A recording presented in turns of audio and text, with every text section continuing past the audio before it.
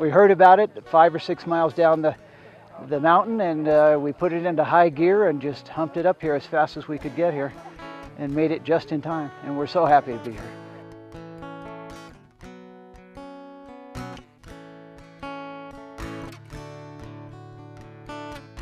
These were both taken from photographs of Muir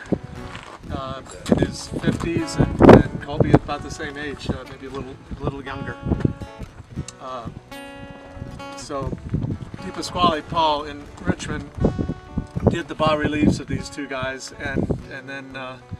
etched the form from Gutterson's drawing. The form of the design, elevated as it is, the temple on the hill, is what Gutterson thought about when he came up with this composition, and we have his signature here so that he can play a central role in telling the story of how this shelter came about. When we first set sight of this hut, it was like a holy grail in the distance, and really an iconic symbol of Mr. Muir and what he's done for this part of the world. I believe that these are Colby's words, and they're very poetic to John Muir, lover of the range of light. And I think that's a telltale reminder that in Colby's mind, this was a memorial. It's wonderful to be up here on Muir Pass on the 100th anniversary of the Park Service being founded,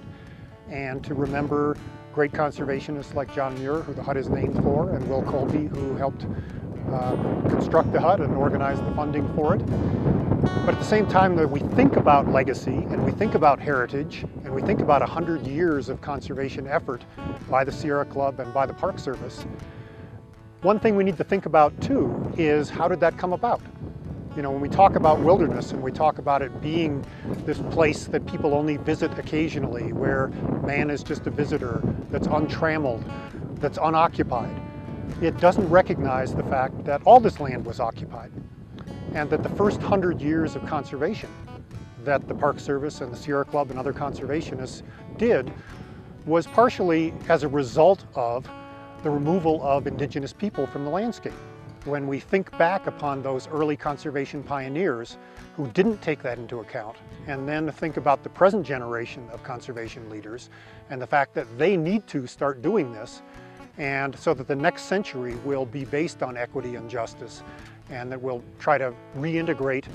the indigenous people into the programs that we have for land protection so that they are honored in the same way.